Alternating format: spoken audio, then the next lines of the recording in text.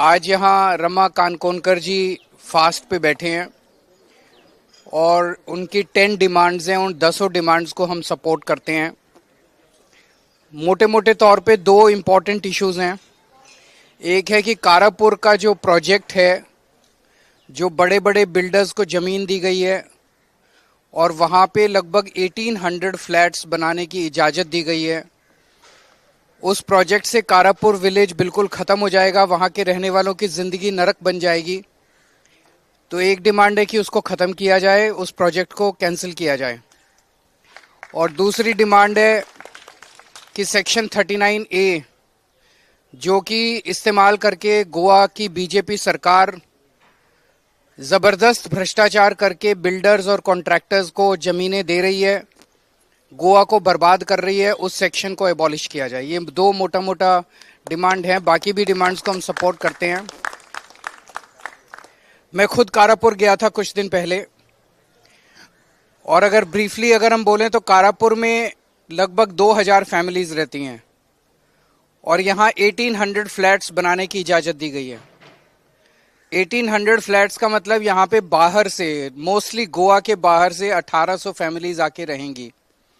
और अगर हर एक फैमिली का सिक्योरिटी गार्ड, नौकर, ड्राइवर वो सब मिलाया जाए तो it will almost be 6000 to 7000 more families which will come and stay in Karapur. तो 2000 लोग जो आज रहते हैं, उनके सर के ऊपर अब 6-7,000 फैमिलीज आके रहेंगी। तो residents of Karapur will be reduce to a slum. उनका स्टेटस एक स्लम ड्वेलर जैसा हो जाएगा। आज गोवा के अंदर आप इतनी खुली हवा के अंदर, खुले आसमान के नीचे, जंगल, जमीन, खेती, एक फ्रेश एनवायरनमेंट के अंदर जो रह रहे हैं, वो सब खत्म हो जाएगा। ये बीजेपी की सरकार बेसिकली बिल्डरों की और ठेकेदारों की सरकार है। ये गोवा के लोगों की सरकार नहीं है। गोवा के लोग नहीं चाहते कि उनको जो भगवान ने प्रकृति दी है, वो प्रकृति के साथ खिलवाड़ किया जाए। अगर ये प्रोजेक्ट होता है तो गोवा के लोगों की एग्रीकल्चर ख़त्म हो जाएगी, उनका जो अंडरग्राउंड पानी के सोर्सेज हैं वो ख़त्म हो जाएंगे और उनकी ज़िंदगी नर्क बन जाएगी। उनका आने जाने का भी रास्ता भी जो है वो अफेक्ट होगा। तो मैं उस डिमांड को सपोर्ट करता हूं कारापुर के लोगों की, और मैं मांग करता हूं कि इस प्रोजेक्ट को तुरंत बर्खास्त किया जाए, कैंसिल किया जाए। कारापुर के लोग 127 दिन हो गए इनको प्रोटेस्ट करते हुए, 127 दिन से प्रोटेस्ट कर रहे हैं। यहाँ के मुख्यमंत्री और मंत्री के पास बिल्डर से मिलने का टाइम है, और मुझे पता चला बिल्डर और जो कंस्ट्रक्ट करने वाले बिल्डर है और जो ओनर कॉलोनाइजर है, वो इनकी पार्टी से, एक पार्टी के लोग हैं, पार्टी से रिश्ता रखते हैं।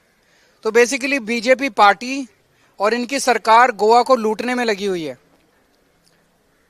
और ये अकेला प्रोजेक्ट नहीं है। गोवा के अंदर सेक्शन 39A का इस्तेमाल करके न जाने कितने गांव के अंदर और कितनी जगह के ऊपर इस तरह के प्रोजेक्ट्स को परमिशन दी गई है और वहाँ के विलेजेस प्रोटेस्ट कर रहे हैं।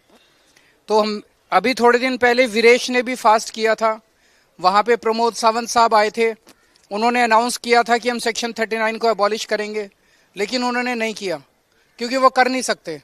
क्योंकि अगर 39 एबॉलिश कर दिया तो खाने के लिए पैसा कहाँ से मिलेगा, भ्रष्टाचार करने के लिए पैसा कहाँ से मिलेगा, बिल्डरों के साथ कनाइवेंस जो इन लोगों का है वो कैसे होगा। तो 39 अभी भी इन्होंने एबॉलिश नहीं किया, तो 39 एबॉलिश किया जाना चाहिए। और मैं ये मानता हूँ कि जो जो सारे गोवा के लोगों को साथ आना पड़ेगा, सब 15 लाख लोग, सबको साथ आना पड़ेगा और इस सरकार को उठा के हटाना पड़ेगा। बिकॉज जब तक बीजेपी नहीं जाएगी, BJP is hand in gloves, उनकी 5 उंगलियां इसके अंदर हैं। जब तक बीजेपी नहीं जाएगी तब तक गोवा बचने वाला नहीं है। गोवा थोड़े दिन के अंदर ये हर गोवन को स्लम ड्वेलर बना देंगे। तो सब लोगों को साथ आना है और सारी पार्टियां जो जो 39A के खिलाफ हैं, सबको मिलके इनका विरोध करना है और सबको मिलके इनको चुनाव में हराना है। तो हम सब लोगों को मिलके इसका खिलाफत करनी है। हम गोवा के लोगों के साथ हैं और आपके साथ कंधे से कंधा मिलाकर हम इस लड़ाई में लड़ेंगे।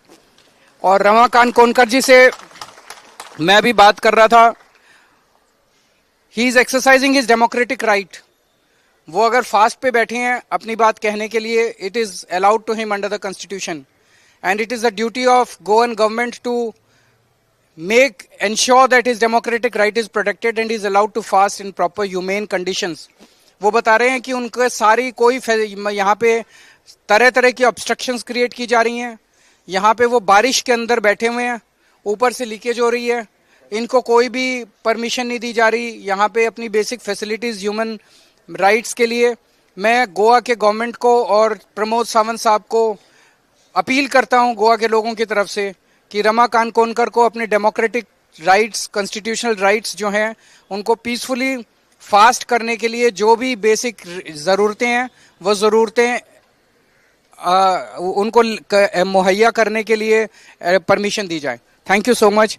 Thank you and best of luck.